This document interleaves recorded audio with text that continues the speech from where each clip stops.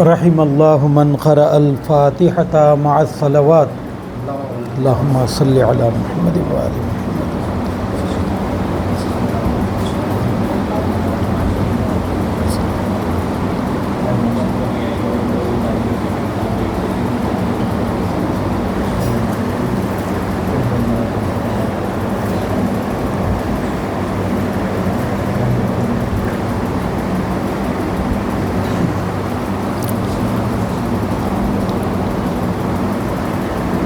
اعوذ باللہ من الشیطان الرجیم بسم اللہ الرحمن الرحیم الحمد للہ رب العالمین سیدنا و نبینا ابی القاسم المصطفیٰ محمد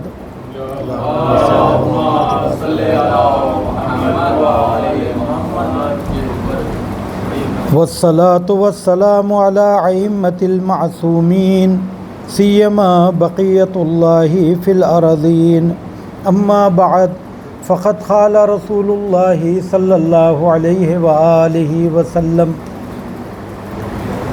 الفاطمة سيدة نساء العالمين. صلوات پڑھ محمد وآلہ.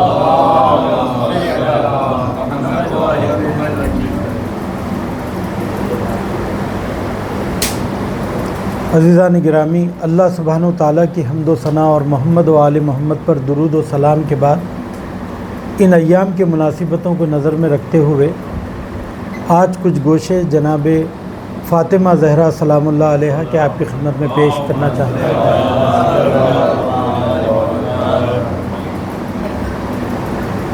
جناب فاطمہ زہرا سلام اللہ علیہ کا مقام اور مرتبہ اتنا زیادہ بلند ہے کہ آپ ایک تقریر کیا عمر بھر اگر آپ کے فضائل و مناقب کو کما حق اگر بیان کرنا چاہیں تو بیان نہیں کر سکتے ہیں. فقط اس ایک گوشے کو میں سمجھانا چاہتا ہوں کہ اہل بیت علیہم السلام کو جو فضائل پروردگار عالم نے عطا فرمائے اور جو سیرت کے گوشے اہل بیت علیہم السلام کے ہیں وہ دو طریقے کے ہیں. کچھ فضائل ایسے ہیں جو اللہ سبحانہ و تعالیٰ کی جانب سے عطا کردہ ہیں. مثال کے طور پر علم اور عصمت. علم اور عصمت یہ وہ کمالات ہے جو اہل بیت علیہم السلام نے اس دنیا میں کسب نہیں کیے، بلکہ پروردگار عالم نے انہیں دنیا کی ہدایت کے لیے ابتدا ہی سے معصوم بنایا اور انہیں علم عطا کیا. اور میں نے یہ بات بتائی پہلے بھی کہ چونکہ علم عطا کیا، اس علم کی روشنی میں اہل بیت علیہم السلام نے اپنے آپ کو گناہوں سے محفوظ رکھا اور مقام عصمت پر فائز ہوئے. عصمت کا مطلب یہ بالکل نہیں ہے کہ اہل بیت علیہم السلام مجبور محض ہے، وہ گناہ کر نہیں سکتے، ایسا نہیں ہے. بلکہ معاملہ یہ ہے کہ کسی نے امام جعفر صادق علیہ السلام سے سوال کیا کہ حضور یہ کہا جاتا ہے کہ آپ معصوم ہیں، تو آپ معصوم کیسے ہیں؟ تو آپ نے فرمایا تم یہ جو گندا سا نالا دیکھ رہے ہو جو بہہ رہا ہے، کیا اس گندگی کو دیکھتے ہوئے تم اس کے قریب جاؤ گے؟ کہا کہ نہیں جائیں گے. تو ہمارے لیے بھی اچھائیوں کی خوبیاں اور بری باتوں کی برائیاں ایسے ہی ہے جیسے یہ گندگی تمہارے سامنے ہے. تو کیا اس کو جاننے کے باوجود ہم اس کے قریب جائیں گے؟ نہیں جائیں گے. تو اہل بیت علیہم السلام کا گناہوں سے دور ہونا اختیاری ہے، مگر کس کی روشنی میں؟ علم کی روشنی میں. اس صورت میں اہل بیت علیہم السلام کے کردار کو ہم اپنے لیے آئیڈیل بنا سکتے ہیں. ورنہ جب کبھی بھی بات آئے گی کہ گناہوں سے محفوظ رہیے جیسے اہل بیت محفوظ تھے، تو ہم فوراً یہ کہیں گے کہ ان کا مرتبہ کہاں اور ہمارا مرتبہ کہاں. وہ تو معصوم تھے، اللہ نے انہیں محفوظ رکھا تھا. اللہ نے محفوظ رکھا تھا کا مطلب کیا ہے؟ اللہ سبحانہ و تعالیٰ نے علم عطا کیا، اس علم کی روشنی میں اہل بیت علیہ السلام نے خود کو محفوظ رکھا۔ اور دوسری بات تو یہ وہ مقامات ہے علم اور عصمت کہ خدا کی عطا کردہ چیزیں ہیں، اور اگر کسی کو آپ رہبر بنائیں اور ہادی بنائیں، لیڈر بنائیں، تو اس کے لیے لازمی ہے کہ ایک ایسا شخص ہو جو خود گناہوں سے محفوظ ہو، تاکہ اس کی سیرت پر، اس کی باتوں پر بھروسہ کیا جا سکے، اس کی پیروی کی جا سکے۔ یہ لازمی چیز ہے۔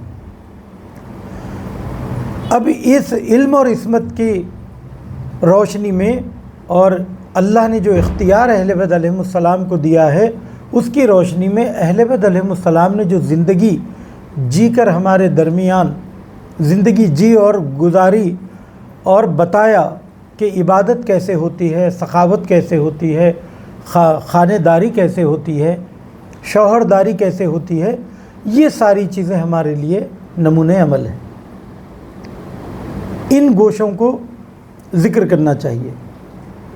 میں بی بی کے نورانی پیکر کے بارے میں گفتگو نہیں کر رہا ہوں، میں ان آیتوں کا بھی تذکرہ نہیں کر رہا ہوں جو آپ کی شان میں نازل ہوئی، میں ان باتوں کا ذکر کر رہا ہوں جو آپ کی عملی زندگی اور پریکٹیکل لائف سے متعلق ہے، اور جس کو ہم اپنی زندگی میں اپنا سکتے ہیں۔ ایک صلوات کا سہارا دیجیے۔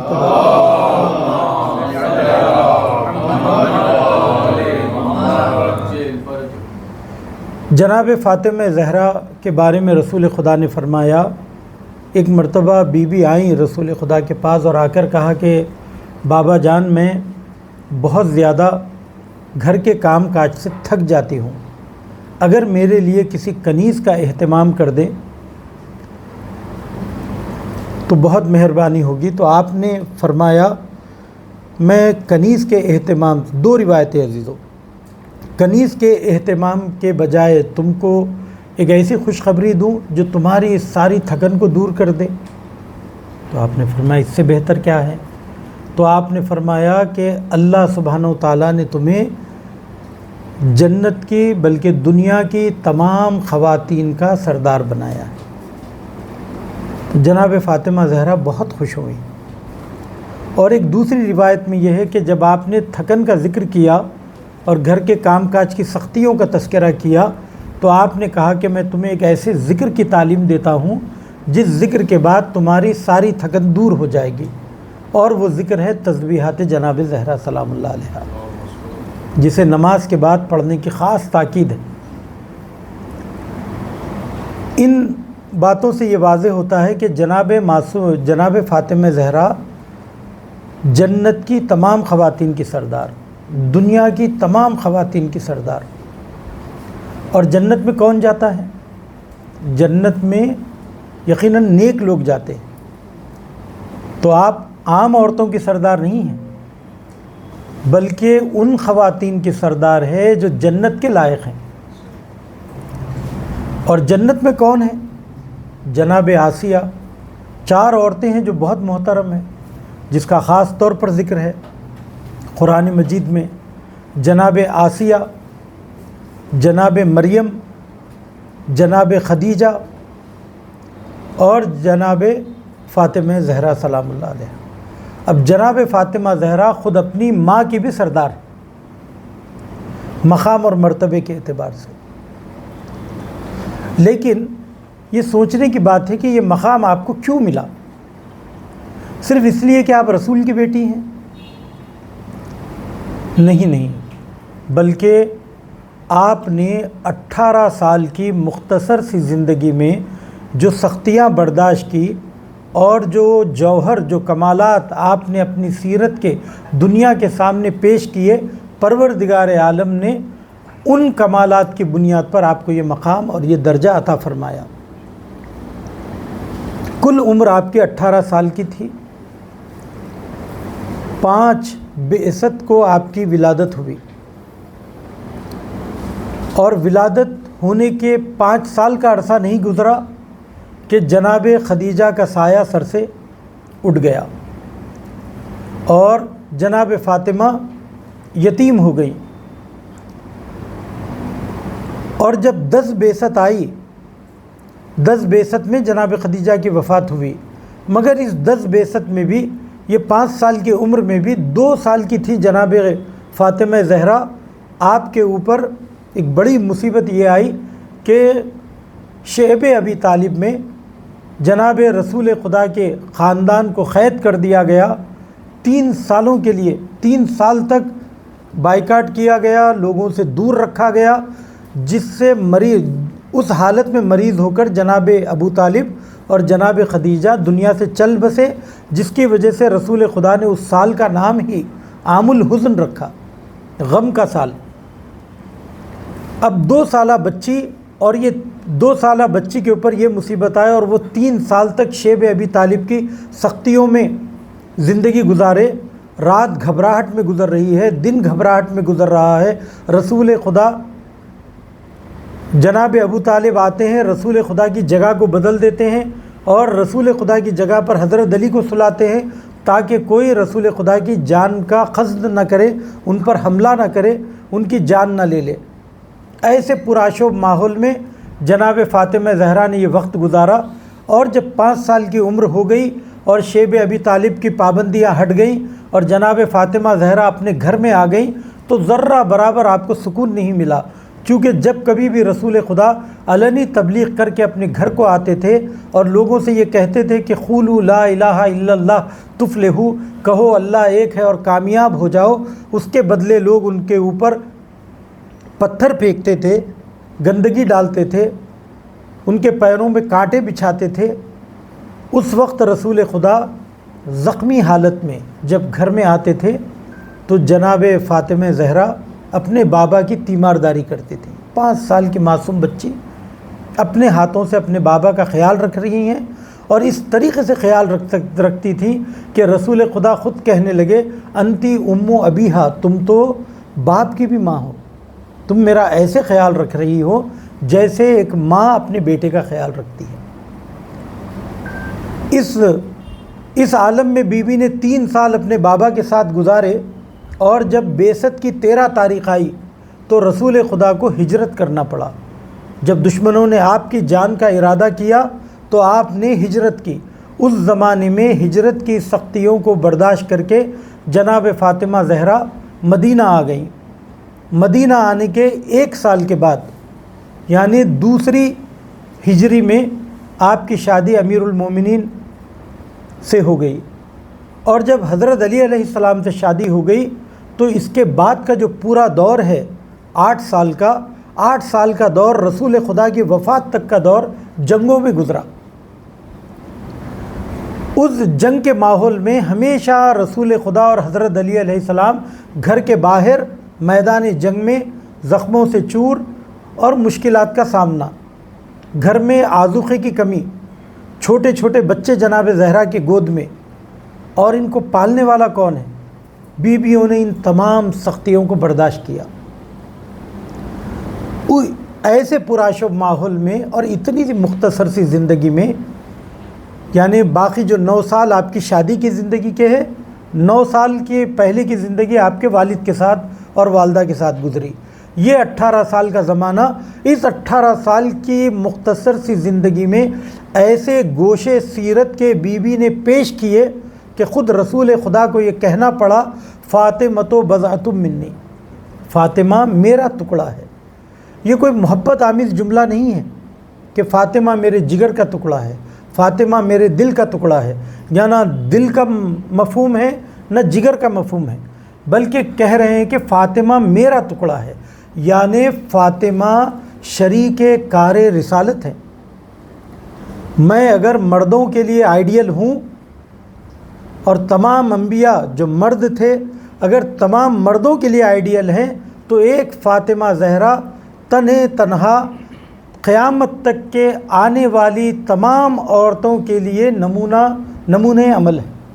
اور یہ کتنی بڑی بات ہے، صرف 18 سال کی عمر میں آپ تمام عورتوں کے لیے آئیڈیل بن جائیں، نمونہ عمل بن جائیں۔ وہ کیا گوشے تھے بی بی کی زندگی کے جس کو ہم اپنے لیے اب ہم اپنا سکتے ہیں، وہ ایک ایک آپ کی خدمت میں پیش کروں گا۔ ایک صلوات کا سہارا دیجیے۔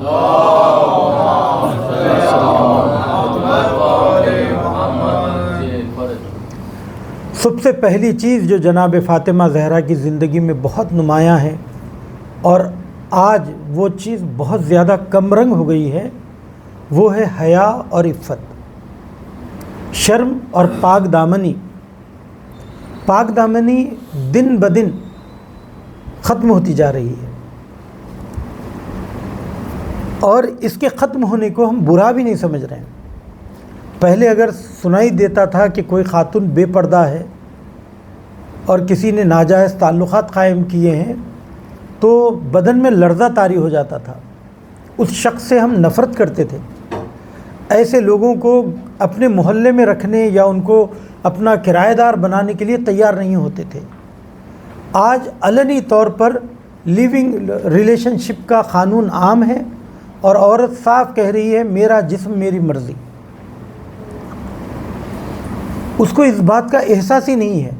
بعض اوقات شادی سے پہلے ہی یہ لوگ صاحب اولاد ہوئے جا رہے ہیں۔ اتنی بے عفتی کا دور، اتنا برا ماحول، اور جب ہم یہ سن رہے ہیں تو اس سے زیادہ افسوس کی بات کیا ہوگی کہ ہمیں افسوس نہیں ہو رہا ہے۔ یہ برائی گویا ایک عام بات ہو گئی۔ جناب فاطمہ زہرا کے لیے یہ بہت سخت تھا۔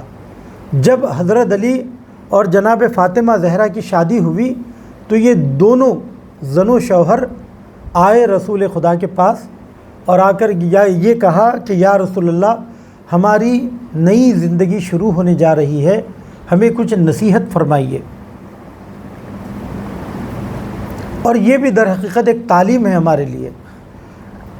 حضرت علی خود علم لدنی کے مالک، جناب فاطمہ زہرا خود علم لدنی کی مالکہ، لیکن اس کے باوجود وہ رسول خدا کے پاس آ رہے ہیں اور اپنی زندگی کے لیے رہنمائی چاہ رہے ہیں۔ یہ کتنی اہم بات ہے۔ اگر وہ یہ کر کے نہ دکھاتے تو ہمیں کیسے پتہ چلتا کہ شادی شدہ زندگی جینا بھی ایک ہنر ہے، اور اس کے لیے ہم سے پہلے جو تجربے کار لوگ ہیں ان سے مشورہ لے کر خطاؤں اور غلطیوں سے محفوظ رہنا لازمی ہے۔ وہ کاؤنسلنگ کا زمانہ نہ شادی سے پہلے آ رہا ہے نہ شادی کے بعد آ رہا ہے۔ ہم جو اپنی زندگی میں سیکھ رہے ہیں، ہم تعلیم سے نہیں سیکھ رہے ہیں، ہم غلطیوں سے سیکھ رہے ہیں۔ تعلیم کیا کرتی ہے؟ تعلیم غلطیوں سے بچاتی ہے، لیکن ہم پہلے غلطی کرتے ہیں، ٹھوکر کھاتے ہیں، اس کے بعد سیکھتے ہیں کہ یہ ہمیں نہیں کرنا چاہیے۔ تو جناب فاطمہ زہرا جب آئیں، حضرت علی جب آئے تو رسول خدا نے فرمایا کہ مرد کو چاہیے کہ گھر کے باہر کے کام دیکھے اور عورت کو چاہیے کہ گھر کے اندر کے کام دیکھے۔ جیسے ہی آپ نے فرمایا، جناب زہرا نے فرمایا کہ یا رسول اللہ، آپ نے مجھے نامحرموں کا سامنا کرنے سے محفوظ کر دیا۔ اس کا مطلب یہ نہیں ہے کہ عورت گھر کے چار دیواری کے باہر کام نہ کرے، یا اس کا مطلب یہ بھی نہیں ہے کہ عورت کام نہ کرے، بلکہ عورت ایسے کام کرے جو اس کی نسوانیت کے مطابق ہو، جو اس کی عفت اور پردے کا لحاظ کرے۔ جیسا جسم اس کا پروردگار عالم نے بنایا اور جیسی نازک طبیعت اس کو دی ہے، اور اس کے حساب سے اس کا کام ہونا چاہیے۔ خود ہم بیوی کی زندگی میں دیکھتے ہیں کہ آپ بھی کچھ کام کرتی تھی اور رسول خدا کی زوجات بھی کچھ کام کرتی تھی اور درآمد رکھتی تھی۔ جیسے جناب خدیجہ کاروبار کرتی تھی، ایسا نہیں کہ وہ خود جا کے مال بیچ رہی ہیں، وہ تجار کو اپنا مال دیتی تھی، خود گھر کی چار دیواری میں رہتی تھی۔ جبکہ اسلام ابھی آیا نہیں، اسلام کے احکام پوری طریقے سے نہیں آئے، اس وقت بھی جناب خدیجہ کو طاہرہ خطاب کیا جاتا تھا۔ آپ کا لقب طاہرہ تھا، آپ اتنی پاکیزہ تھیں۔ جناب فاطمہ زہرا انہی کی بیٹی ہیں۔ دوسرا کام جو کیا جا سکتا ہے، دباغی۔ رسول خدا کی زوجات دباغی کرتی تھیں، یعنی جو جانور مر جاتے تھے، جن کو ذبح کیا جاتا تھا، ان کے چمڑوں کو نمک ڈال کر کوٹتے تھے اور ان چمڑوں کا سامان بناتے تھے، اور وہ جو ہے تو اپنے شام میں لے جا کر بیچا کرتے تھے۔ تو چمڑے کوٹنا اور اس کو بیچنا یہ بھی اس زمانے کا ایک رائج کام تھا۔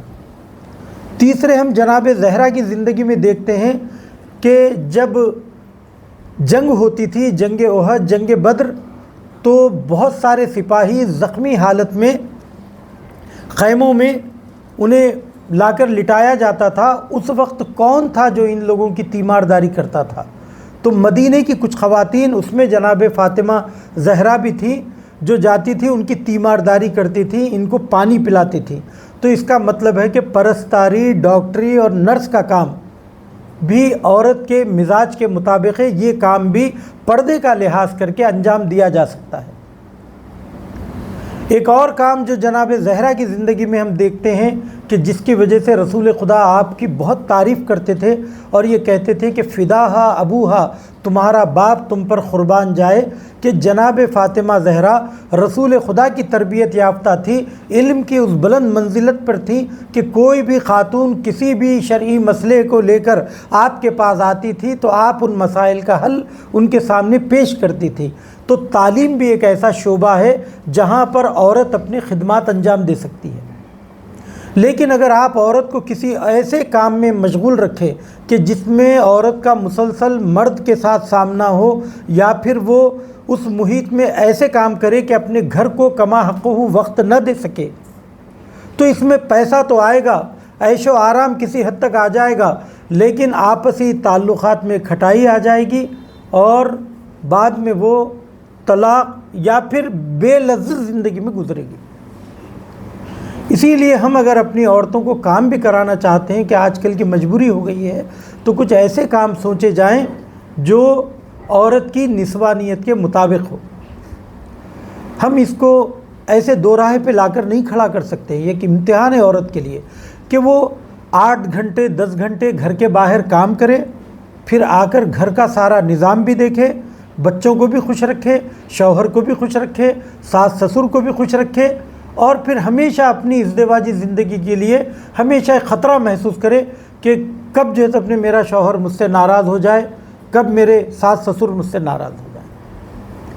تو یہ دو راہ پہ ہم لا کے کھڑا کر رہے ہیں۔ یا آج کل عورتیں یہ چاہتی ہیں کہ ہم نے پڑھ لکھ لیا ہے تو کیا میں صرف گھر کی 4 دیواری میں اپنے آپ کو ختم کر دوں؟ میں بھی ترقی کرنا چاہتی ہوں۔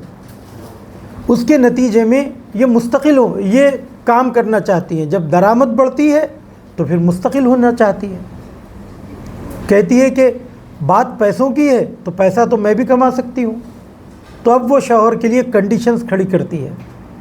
تو عزیزو، ان باتوں کو نظر میں رکھتے ہوئے میں یہ ہر بار دہراتا ہوں، وجہ یہ ہے کہ ہم دیکھ رہے ہیں یہ جو ابھی جینے کا جو طریقہ بدل گیا ہے اور جو حالات بدل گئے ہیں، اس میں 2 لوگ مل کے کام تو کر رہے ہیں مگر گھر محفوظ نہیں ہے، بچوں کی تربیت نہیں ہو رہی ہے، نوکرانیاں بچوں کی تربیت کر رہی ہیں، ان بچوں کو پلے گروپ میں ڈالا جا رہا ہے کہ وہ زیادہ سے زیادہ دیر تک وہاں پر پڑا رہے۔ تو جب ماں کا سایہ نہیں ملے گا، ماں کی محبت نہیں ملے گی، باپ کی جانب سے وقت نہیں ملے گا، تو وہ گھر میں محبت کا ماحول کیسے پیدا ہوگا، رشتے کیسے مضبوط ہوں گے؟ اس کے بارے میں سوچنا بھی آپ کا کام ہے۔ شریعت نے ایسی کوئی پابندی نہیں رکھی۔ رسول خدا نے بڑے سادے انداز سے کہا، گھر کے باہر کے کام مرد کی ذمہ داری ہے، گھر کے اندر کے کام عورت کی ذمہ داری ہے۔ جناب فاطمہ بنت اسد، جناب فضہ اور جناب فاطمہ زہرا، یہ تینوں ساتھ مل کے رہتے تھے، مگر بی بی نے کچھ ایسا نظام بنایا تھا کہ مہمانوں کی دیکھ بھال فاطمہ بنت اسد کی ذمہ تھی، اور گھر کے کام کاج کو جناب فاطمہ زہرا اور جناب فضہ نے آپس میں بانٹ لیا تھا۔ اور یقیناً اس زمانے میں گھر کے یہ سارے کام کاج آسان نہیں ہیں۔ آج پانی ہمارے لیے آسانی سے میسر ہے، اس وقت لانا پڑتا تھا۔ آج ہمارے لیے آٹا پس کر آتا ہے، ادرک لہسن پس کر آتا ہے، مگر وہاں پر چھوٹے چھوٹے مسالے بھی پیسنا پڑتا تھا۔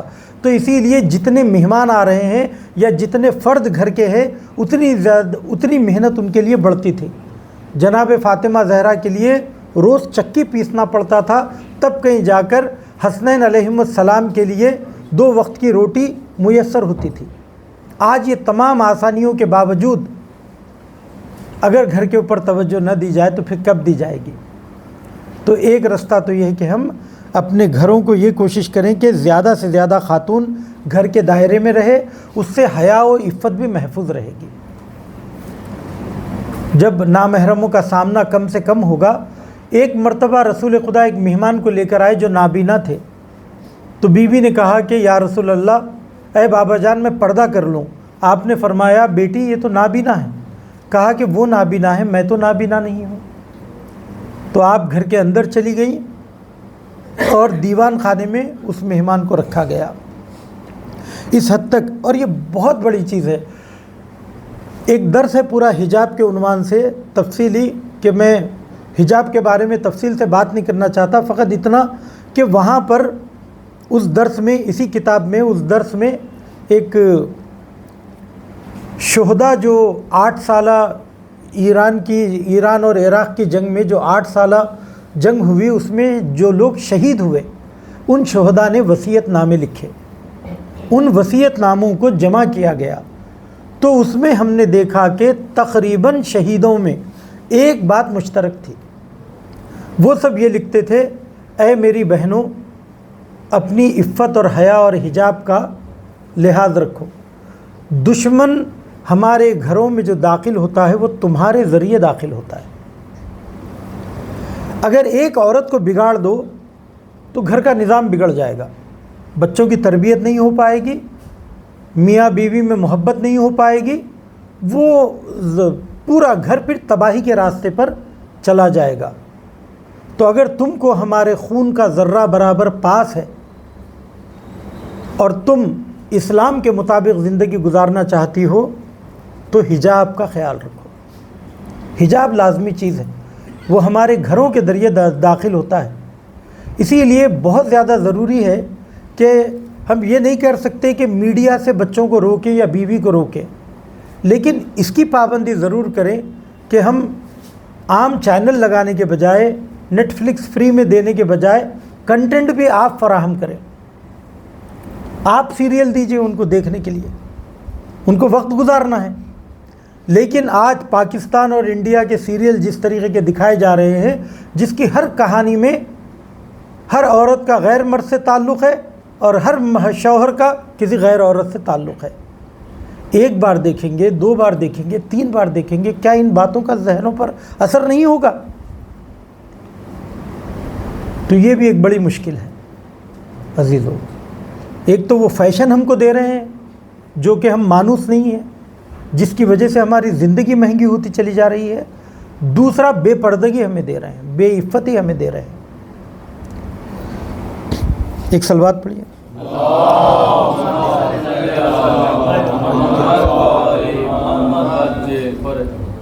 دوسری اہم بات جو جناب فاطمہ زہرا کی زندگی میں ہے، امور خانہ داری، گھر کے کام کاج کی جانب توجہ کرنا.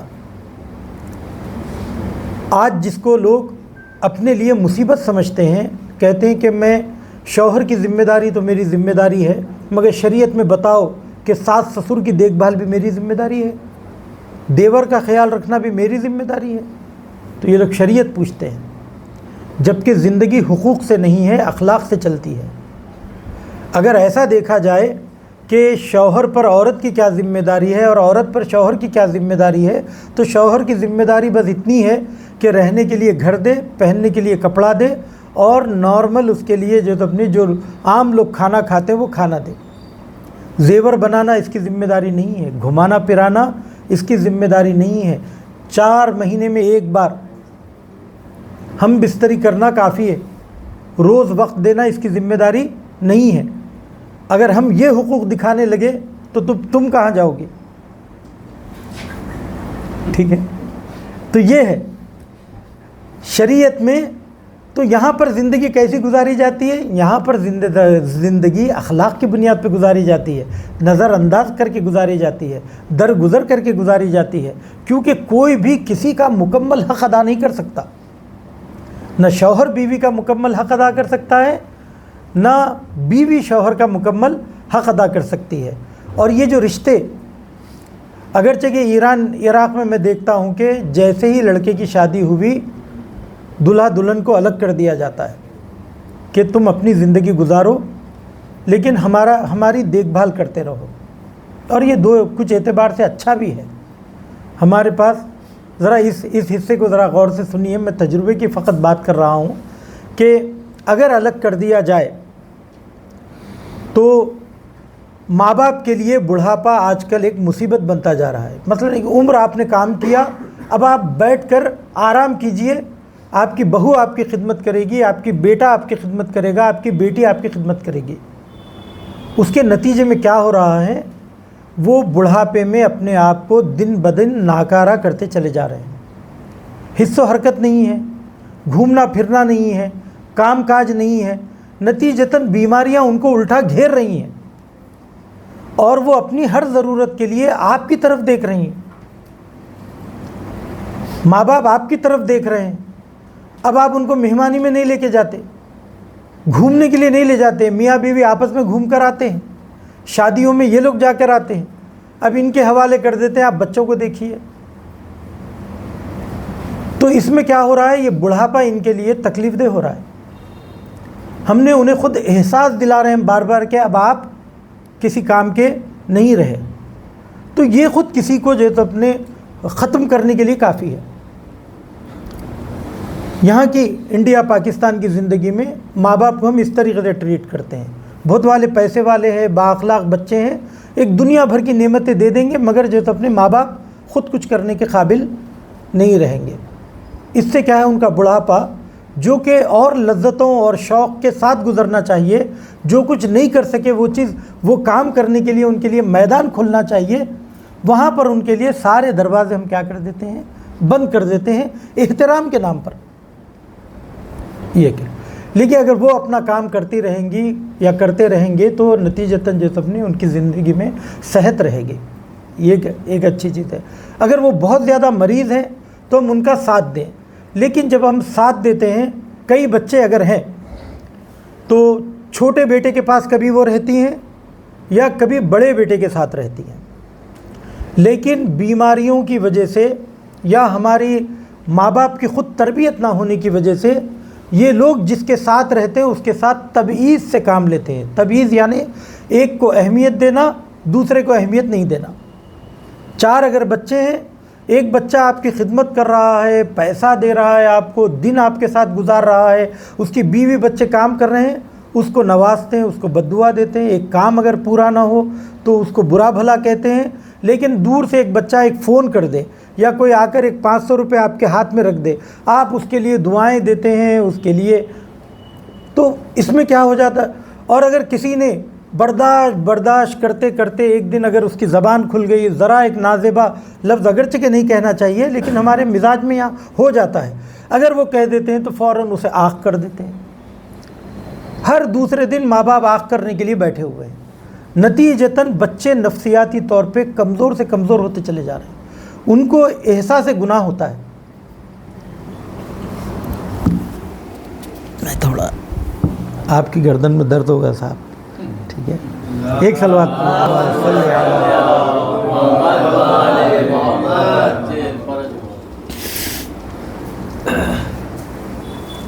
کیونکہ ہمارے پاس یہاں اس سے کیا ہوتا ہے, ماں باپ کی عزت اور حرمت, رشتوں کی عزت اور حرمت ختم ہو جاتی ہے. مثلا بچوں کے سامنے بہو کی مخالفت ہو رہی ہے, بیٹے کے بارے میں بری باتیں کہی جا رہی ہیں, تو بچہ ایسے دادا دادی کی عزت نہیں کرے گا. گھر کی 4 دیواری میں ننند کی مخالفت ہو رہی ہے, بیوی بیٹھ کر سازشیں کر رہی ہے, شوہر کو برا بھلا کہہ رہی ہے, ایسے بچے اپنے ماں باپ کی عزت نہیں کریں گے, کسی رشتے کی عزت نہیں کریں گے. اسی لیے اگر رشتے احترام کے ساتھ اگر ساتھ جی سکتے ہیں تو کمبائنڈ زندگی گزاری ہے. اگر احترام باقی نہیں رکھ سکتے ہیں, اپنی آخرت برباد کرنے سے بہتر ہے کہ الگ ہو جائیں, دور رہ کر خیال رکھیں, پیسہ دیں, دواخانے جائیں, جہاں جہاں ان کو ضرورت ہے آپ وہاں پر حاضر رہیں. لیکن اگر احترام نہیں کر سکتے ہیں, اپنی زبان پہ کنٹرول نہیں کر سکتے ہیں, اپنے غصے پہ کنٹرول نہیں کر سکتے ہیں, ساتھ رہ کر اپنی آخرت برباد کرنے سے بہتر ہے کہ الگ رہیں. یہ ماں باپ کو بھی سوچنا چاہیے, یہ بچوں کو بھی سوچنا چاہیے. آج کا یہ ماحول ہے, اور اتنا زیادہ ڈپریشن ہے آج کی زندگی میں. کوئی اپنے کام کو لے کر پریشان ہے, کوئی اپنی بچوں کی تربیت کو لے کر پریشان ہے. ایسے ماحول میں اگر گھر کے ماحول میں بھی سکون میسر نہ ہو اور رشتہ داروں کی دخالت ہو بار بار, اور ہر بات پر ٹوکا جا رہا ہو تو یہ مرد اور عورت کے لیے بے انتہا سخت ہے۔ تو اس کو عزیزو کہنے کا مطلب یہ کہ ہم لوگ ازدواجی زندگی میں آ جاتے ہیں، گھریلو زندگی میں آ جاتے ہیں، جب ان مسائل سے جوجھتے ہیں، حالات جب خراب ہو جاتے ہیں تو اس کے بارے میں سوچتے ہیں۔ میں یہ چاہ رہا ہوں کہ حسن جیسے لوگ جس کی شادی ابھی نہیں ہوئی ہے وہ لوگ ابھی سے اپنے لیے آنے والے دنوں کے لیے اپنا ذہن بنائیں کہ ہم کو کرنا کیا ہے۔ ایک صلوات پڑھیے محمد و آل محمد اللہم صلی علی محمد۔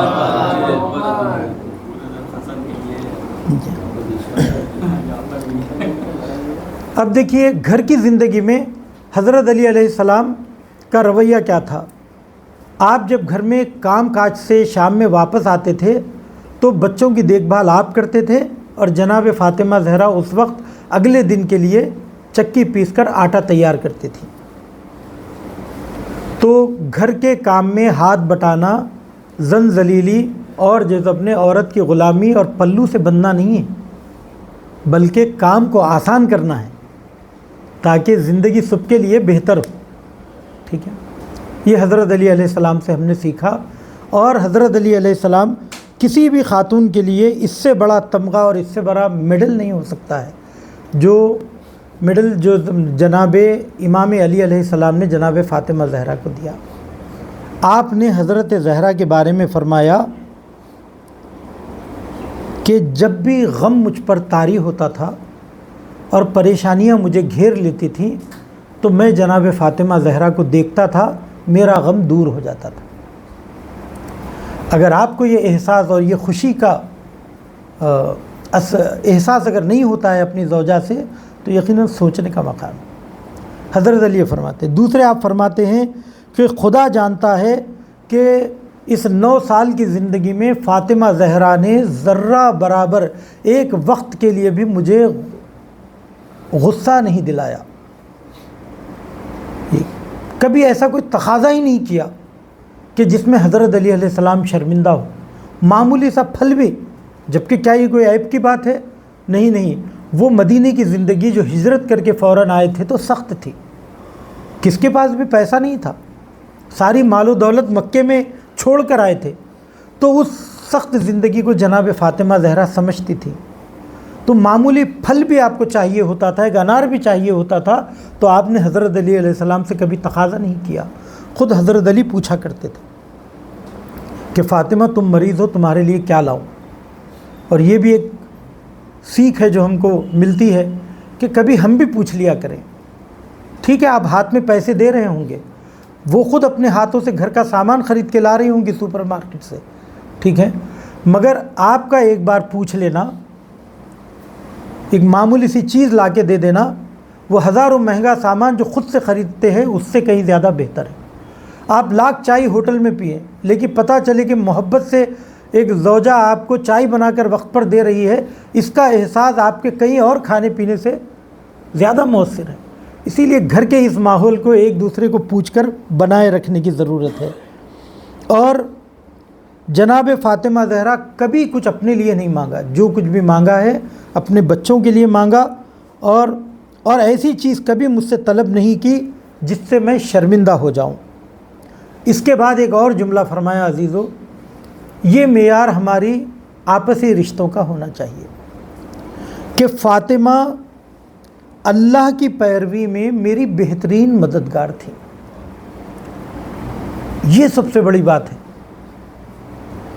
ہمارے غلط کام میں بیوی ہمارا ساتھ دے رہی ہے تو وہ ساتھی نہیں ہے، ہماری حرام روزی روٹی میں وہ آپ کو نہیں ٹوکتی ہے تو وہ اچھی بیوی نہیں ہے۔ اچھی بیوی وہ ہے جو نیک کاموں میں، چاہے ہم ناراض کیوں نہ ہو، نیک کاموں میں ہمارا ساتھ دے۔ یہ جناب فاطمہ زہرا کے لیے حضرت علی علیہ السلام کے جملے ہیں۔ بچوں کی تربیت پر خاص توجہ، یعنی نماز کے لیے ان کو بھیجنا۔ شب قدر آتی تھی تو ہلکا کھانا کھلاتی تھی تاکہ بچوں پر نیند اور غشی طاری نہ ہو اور یہ لوگ رات میں بیٹھ کر میرے ساتھ عبادت کریں۔ اور جب وہ نماز جمعہ سے لوٹ کر آتے تھے تو ان سے خطبوں کے بارے میں پوچھا کرتی تھی کہ آج نانا جان نے کیا بیان کیا۔ اور ان کے ساتھ کھیلتی تھی، وقت دیتی تھی، سوالات کرتی تھی مذہبی، ٹھیک ہے. یہ سب وہ تربیت کی روشیں ہیں. اور آج الحمدللہ تعلیم کی اہمیت کی بنیاد پر ہر گھر میں یہ چیز ہے، مگر کم رنگ جو چیز ہے وہ یہ ہے کہ دین کے بارے میں نہیں ہے. دنیا جہان کے بارے میں سکھاتے ہیں، بچوں کو اپڈیٹ کرنے کی کوشش کرتے ہیں، دینی معلومات کے بارے میں کمزور ہے. اور وجہ یہ کمزوری خود ماں باپ کی دینی حوالے سے کمزوری ہے. ان کو نہ معلوم ہونے کی وجہ سے وہ اس کے اوپر زیادہ وقت نہیں دیتے ہیں. اور ان ساری مصروفیتوں کے باوجود عبادت کو جناب زہرا ترک نہیں کرتی تھی. جب رات کی تاریکی چھا جاتی تھی تو آدھی رات میں اللہ کی عبادت کرتی تھی اور بچوں کی تربیت کے لیے بچوں کو ساتھ لے کر بیٹھتی تھی. اور جتنی دعائیں کرتی تھی سب پڑوسیوں کے لیے، رشتہ داروں کے لیے کرتی تھی.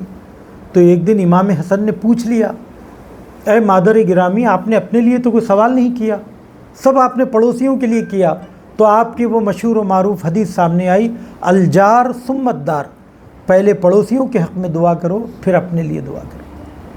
یہ بی بی کی روش تھی. رشتہ داروں سے ملاقات کرنے کے لیے جاتی تھی، ٹھیک ہے، عیادت کے لیے جاتی تھی. آج کمیونیکیشن کے اس دور میں ہم ایک فون کرنے کو بھی، فیس بک پہ 1000 لوگوں سے تعلقات ہے، واٹس ایپ پہ 1000 لوگوں سے تعلقات ہے، مگر جن سے مضبوط رشتے ہونے چاہیے ان کی خیر اور خبر گیری ہمارے پاس نہیں ہے. یہ بھی ایک چیز ہے جو جناب فاطمہ زہرا سے، چونکہ وقت مختصر ہے تو میں کوئی واقعہ تفصیلی نہیں سنا رہا ہوں. ایک اور خوبی جو جناب فاطمہ زہرا کی زندگی میں ہے عزیزو، سادہ زیستی. زندگی کو جتنا سادہ رکھا جائے گا اتنا زیادہ پرسکون رہیں گے. محنت تو فیشنیبل زندگی میں ہے، اپنے آپ کو لوگوں کے معیار کے مطابق بنانے میں سختیاں جھیلنی پڑتی ہیں. ویسا لباس خریدنا پڑتا ہے، ویسا گھر بنانا پڑتا ہے، ویسی گاڑیاں، اور اس کو مینٹین کرنے کے لیے بے حد محنت کرنی پڑتی ہے. پھر اس کے بعد پتہ چلا کہ پھر فیشن آگے بڑھ گیا، ٹھیک ہے، پھر نیا ماڈل کوئی آ گیا، پھر آپ اس کے پیچھے بھاگ رہے ہیں. لیکن اگر آپ سادہ زندگی گزارتے ہیں، جو متعارف ہے، جو معمول ہے، ایک دم کم ترین زندگی بھی نہیں گزارنا ہے، یہ مومن کی شان نہیں ہے. مومن کو چاہیے کہ دشمنوں کے سامنے اپنی ہوا بنائے رکھے، اس کا اپنا ایک ذاتی گھر ہو، اس کے پاس ایک بہترین سواری ہو، اس کے بعد سال بھر کا اناج ہو، اس کے پاس ایک خدمت گزار ہو. اتنی تو جان ہونی چاہیے ایک مومن کے اندر، اتنا تو وہ کمائے. اور بیوی بچوں کے لیے آسانیاں پیدا کرے، جمعے کا دن ان کے لیے یادگار بنائے تاکہ جمعے کی اہمیت پتہ چلے. عید کے ایام میں اپنی بیوی بچوں کو تحفے دے، اور جو ضروریات زندگی ہے وہ زندگی ان کے لیے دھیرے دھیرے فراہم کرے. یہ مگر اس بات کا خیال رکھتے ہوئے کہ یہ ساری چیزیں دوسروں کے سامنے فخر فروشی اور اپنی برتری جتانے کے لیے اور نئے ماڈل کی چیز اپنے پاس رکھنے کی غرض سے نہ ہو، بلکہ ضرورت کے مطابق خرچہ کیا جائے. ایک مرتبہ جناب فاطمہ زہرا اپنے گھر سے نکل کر بابا کے گھر جا رہی تھیں تو جناب سلمان فارسی نے ان کو دیکھا کہ جناب فاطمہ زہرا جو چادر اوڑھے ہوئے ہیں اس چادر میں پیوند لگے ہوئے ہیں. تو انہوں نے فوراً اپنے ساتھی سے کہا کہ میں تو ایران کا ہوں اور میں نے روم کی شہزادیوں کو بھی دیکھا اور ایران کی شہزادیوں کو بھی دیکھا کہ وہ کیسے کیسے حریر و دیبا کے کپڑے پہنتے ہیں، کیسے قیمتی زیور زیب تن کرتے ہیں، لیکن خاتم الانبیاء اور دنیا و جہان کے مالک رسول خدا کی بیٹی کو دیکھو کہ کیسی سادہ زندگی گزار رہی ہے. یہ بات جناب فاطمہ زہرا کی کانوں میں پڑی. اب آپ مردوں سے تو خطاب نہیں کر سکتی تھی، رسول خدا کی خدمت میں جا کر کہا کہ سلمان میرے بارے میں اس طریقے کی بات کر رہے تھے، اے بابا جان اگر سلمان سے ملاقات ہو تو ان سے کہیے کہ ہم اپنے دنیا کی نعمتوں کو ہم نے آخرت کے لیے اٹھا رکھا ہے، اور جو کچھ بھی ہمیں اللہ سبحانہ و تعالیٰ عطا کرتا ہے ہم اسے راحت انفاق کر دیتے ہیں تاکہ ہم اپنی آخرت کو آباد کریں. اور دوسری بات یہ ہے عزیزو، جو شخص لیڈر ہے، جو شخص رہبر ہے، جو شخص اسوہ ہے، جو شخص آئیڈیل ہے، اس کے لیے لازمی ہے کہ وہ سماج کے کم ترین شخص کے مطابق زندگی گزارے تاکہ ایسے لوگوں میں حسرت پیدا نہ ہو۔ اور حضرت علی رسول خدا اور جناب زہرا کا وہی مقام تھا۔ اگر آپ عورتوں کے لیے آئیڈیل بننا چاہتی تھی تو آپ کے لیے ضروری تھا کہ آپ سادہ زندگی گزاریں۔ آپ کے پاس دنیا کی دولت میں اگر کچھ تھا تو ایک جوڑا تھا شادی کا، جسے آپ نے ایک یہودی عورت کو دے دیا، اور ایک ہار تھا۔ یہ قصہ سن لیجئے کہ ایک شخص، اس سے جناب فاطمہ زہرا کا ایک اور گوشہ آپ کے سامنے آئے گا۔ ایک شخص رسول خدا کی خدمت میں آیا، بادیہ نشین تھا، دیہاتی تھا، دور دراز علاقے سے مدینہ منورہ آیا اور مسجد النبی پہنچا۔ اس کو دیکھتے ہی اندازہ ہو رہا تھا کہ اس کے کپڑے گاؤں اور دیہاتی لوگوں کی طرح تھے، اور اس کے چہرے پر ریت اور گرد پڑی ہوئی تھی، اور اس کے ہاؤ بھاؤ اور چہرے سے پتہ چل رہا تھا کہ یہ بہت دور سے آیا ہے، مسافر ہے۔ اس نے کہا کہ اے محمد، میں مسافر ہوں، محتاج ہوں، عیال وار ہوں، آپ میری کچھ مدد کیجیے۔ اس وقت رسول خدا کے پاس کوئی درہم و دینار نہیں تھے۔ آپ نے معافی چاہی، مگر اصحاب سے پوچھا تم میں کوئی ہے جو اس کی مدد کرے؟ تو اس وقت اصحاب کے پاس بھی کچھ نہیں تھا۔ انہوں نے بھی کہا کہ یا رسول اللہ، ابھی ہمارے پاس کچھ نہیں ہے۔ تو آپ نے کہا کہ جاؤ، میں تمہیں ایک ایسا گھر بتاتا ہوں جس در سے کوئی خالی ہاتھ نہیں جاتا ہے۔ جاؤ، میری بیٹی فاطمہ زہرا کے گھر جاؤ۔ اور آج ہم بھی سب اس در پر بیٹھے ہوئے ہیں۔ اللہ سبحانہ و تعالیٰ جناب فاطمہ زہرا کے صدقے میں ہمارے بھی تمام دلی حاجات کو برلائے۔ وہ شخص آیا جناب زہرا کے گھر، اس نے دق الباب کیا۔ بی بی نے پوچھا کون ہے؟ کہا کہ آپ کے بابا نے مجھے آپ کے گھر بھیجا ہے اور کہا کہ اس در سے کوئی خالی ہاتھ نہیں جاتا ہے۔ آپ پہلے باورچی خانے میں گئیں کہ کوئی اناج اسے دے دیں، آپ کے پاس کوئی اناج نہیں تھا۔ پھر اپنے صندوق میں دیکھا کہ کچھ مال و زر مل جائے، وہاں کچھ نہیں تھا۔ اگر کچھ تھا تو ایک ہار تھا۔ وہ ہار لا کر آپ نے اس فقیر کو دے دیا۔ اب یہ قدردان تھا، یہ خوش ہوا کہ ایک مرتبہ میں مجھے اتنی بڑی دولت مل گئی۔ وہ ہار لے کر رسول خدا کی خدمت میں پہنچا اور کہنے لگا کہ یا رسول اللہ، آپ کی دختر نیک اختر نے مجھے دیکھی کتنا بڑا انفاق کیا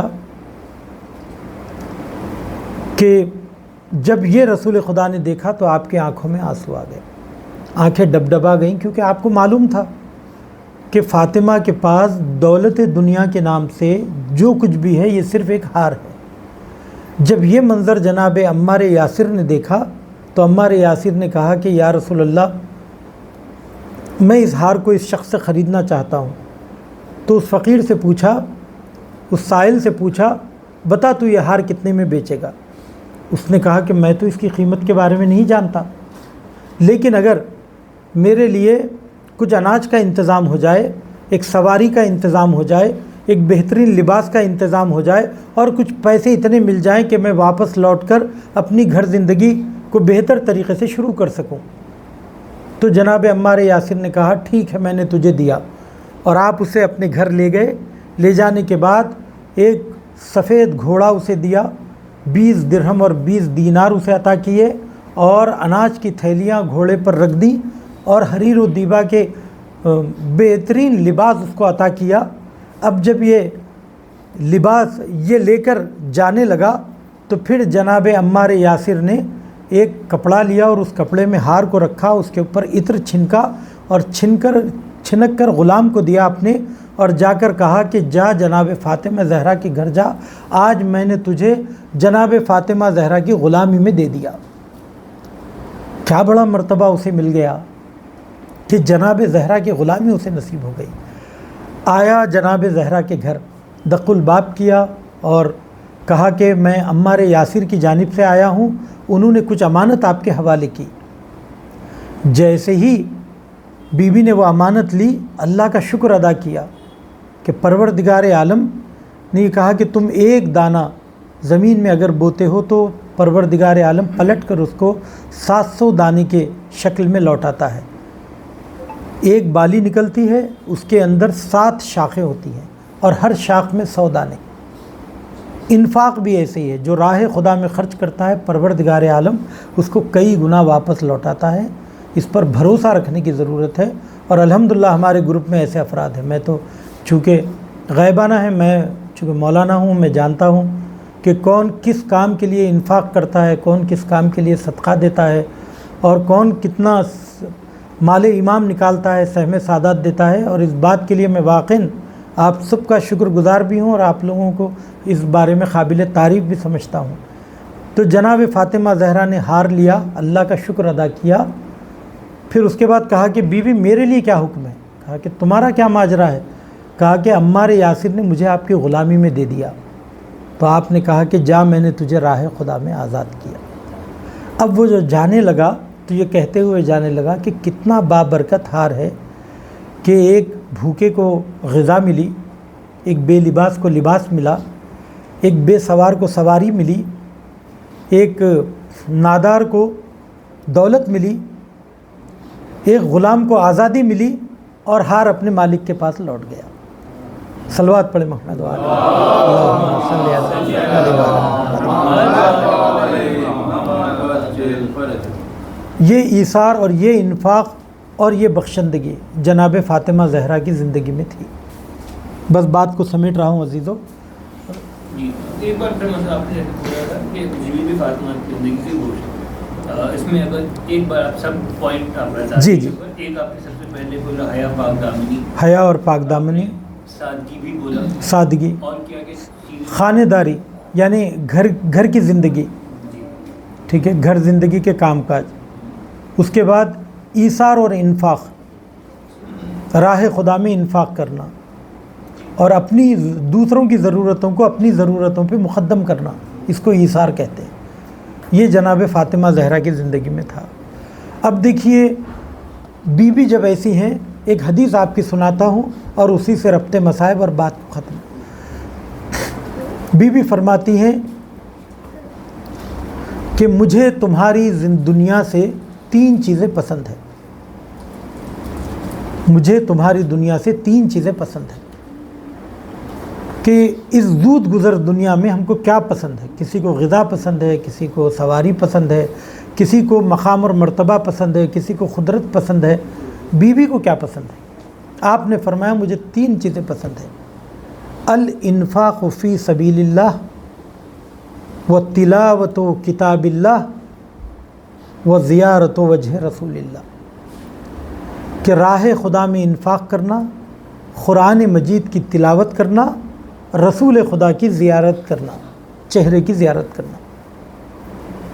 رسول خدا جب کبھی بھی سفر پر جاتے تھے تو سب سے آخر میں جناب زہرا سے ملاقات کرتے تھے کہ اس ملاقات کا اثر آپ دیر تک آپ پر رہے، اور جب کبھی بھی آتے تو سب سے پہلے جناب زہرا، اور روز آپ کا معمول تھا آپ کے گھر پر آ کر کہتے تھے السلام علیکہ یا اہل بیت النبوہ، اور جناب زہرا بھی اپنے بابا سے کسی دن اگر وہ نہیں آتے تو جناب زہرا ملاقات کے لیے چلی جاتی تھی۔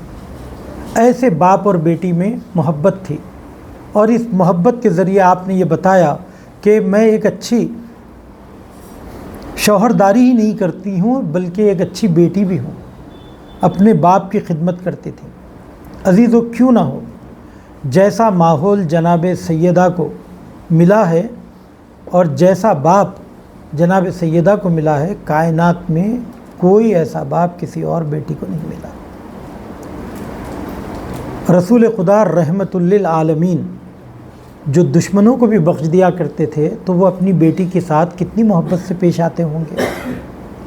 وہ زمانہ جس زمانے میں بچیوں کو زندہ در گور کر دیا جاتا تھا، اس زمانے میں رسول خدا اپنی جگہ سے اٹھ جاتے تھے، اور جب بھی جناب فاطمہ زہرا آتی تھی آپ کے ہاتھ کو، آپ کے ماتھے کو چومتے تھے اور اپنی جگہ پر بٹھاتے تھے،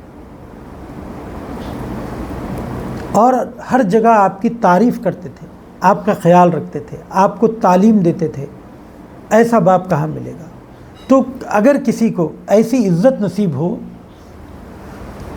کہ گھر کے ماحول میں کبھی کوئی گالی گلوچ نہیں سنی، کبھی کوئی مار نہیں کھایا، کبھی کوئی محرومی نہیں دیکھی، ایسے شخص کے اوپر، ایسے فرد کے اوپر کوئی مصیبت ایک ساتھ ٹوٹ پڑے تو تو اس کا کیا عالم ہوگا؟ جس کی سچائی کی گواہی میں قرآن کی آیتیں اترے، اس خاتون کو دربار میں کئی گھنٹے کھڑا کیا جائے اور اس کی گواہی کو قبول نہ کیا جائے تو اس بیوی پر کیا ہو؟ جس امامت کی تبلیغ کے لیے رسول خدا نے اپنی جان لگا دی، دشمنوں کی سازشوں کو برداشت کیا، اگر اس امام کے گلے میں رسی ڈال کر کھینچا جائے اور بی بی مدینے کے ایک ایک دروازے کو کھٹکھٹا کر مدد مانگ رہی ہو اور کوئی مدد نہ کرے تو اس بی بی پر کیا گزرے گی؟ میراث جو بی بی کا حق ہے، اس حق کو چھین لیا جائے تو وہ بی بی کیا کرے گی؟ اور بیعت طلب کرنے کے لیے گھر پر آگ لے کر آ جائیں اور بی بی یہ کہیں کہ علی ابھی گھر میں نہیں ہے، یا میں نہیں چھوڑوں گی کہ تم ابو الحسن کو مجبور کرو، تو اس وقت بی بی کا کوئی پاس و لحاظ نہ رکھا جائے، جو سیدۃ النساء العالمین ہے، جو عصمت کے درجے پر فائز ہے، جو رسول خدا کی چہیتی بیٹی ہے، جس کی وجہ سے اللہ سبحانہ و تعالیٰ نے عذاب کو ٹال دیا ہے، عزیزان گرامی، اس بی بی پر جلتا ہوا دروازہ اس طرح گرایا جائے کہ بی بی کی پھسلیاں ٹوٹ جائیں اور بی بی تڑپ کر رہ جائے۔ عزیزان گرامی، اگر وہ بی بی یہ مرثیہ نہ پڑھے تو کیا کرے کہ صبت علیہ مصائب لو انہا صبت علی الایام سرنا لیالیا۔ اے بابا جان، آپ کے بعد مصیبتوں کے وہ پہاڑ مجھ پر توڑے گئے، اگر یہ دنوں پر پڑتے تو یہ دن سیاہ راتوں میں تبدیل ہو جاتے۔ جزاکم ربکم خیر الجزا۔ عزیزان گرامی، جناب فاطمہ زہرا رسول خدا کے بعد صرف 70 دن یا ایک روایت کی بنیاد پر 90 دن اس دنیا میں رہی۔ عزیزو، کہ کیسے یہ دن گزارے ہوں گے، مگر یہ دن بھی بی بی کے چین سے نہیں گزرے۔ جب کبھی بھی اپنے بابا کو یاد کر کے گریا کرتی تو اہل محلہ کہتے کہ اے فاطمہ، یا دن میں گریا کیا کرو یا رات میں گریا کیا کرو، تمہارے گریا کرنے سے ہمارے کام کاج میں خلل پڑتا ہے۔ ہائے رے فاطمہ، کیا کرے؟ بی بی جنت البقیع چلی جاتی تھی، وہاں پر امیر المومنین نے ایک حجرہ تعمیر کر دیا جسے بیت الحزن کہا جاتا ہے۔ وہاں جا کر بی بی اپنے بابا کو یاد کر کے گریا کرتی تھی۔ میں دست ادب جوڑ کر کہوں گا، اے میری شہزادی، کم از کم آپ کو اتنا موقع تو ملا کہ آپ اپنے بابا کو یاد کر کے 2 آنسو بہائیں، لیکن ہائے آپ کی بیٹی زینب اور آپ کی پوتی سکینہ جب کبھی اپنے بابا کو یاد کرتی تو ظالم تماچے لگاتا، نیزوں سے ستاتا، تڑپ کر سکینہ فریاد کرتی، واہ عباسا واہ حسینہ جزاکم ربکم خیر الجزا۔ اس عالم میں جناب فاطمہ زہرا عبادت کرتے کرتے دنیا سے چلی گئیں۔ ایک وقت وہ بھی آیا کہ علی مرتضیٰ کا تنہا ہو گئے، اور اس تنہائی کے عالم میں جب آپ نے جناب زہرا کو غسل دیا تو علی جیسا شجاع اور صابر شخص بھی تڑپ کر رونے لگا، ایک صیحہ بلند کیا۔ جب غسل و کفن ہو گیا، کفن دفن کے بعد جناب سلمان فارسی سے ملاقات ہوئی تو سلمان فارسی نے تڑپ کر پوچھا کہ مولا، میں نے کبھی آپ کو فریاد کرتے نہیں دیکھا، تو آپ نے فریاد کیوں کی؟ ایک مرتبہ امیر المومنین تڑپ کر کہنے لگے، جب میں غسل دے رہا تھا تو میں نے دیکھا کہ جب فاطمہ کی پھسلیاں ٹوٹی ہوئی ہے، 18 سال کے سن میں عصا کے سہارے سے چلتی تھی، میں سمجھتا تھا کہ بیمار ہے، لیکن فاطمہ نے اس مشکل کو مجھ سے چھپایا۔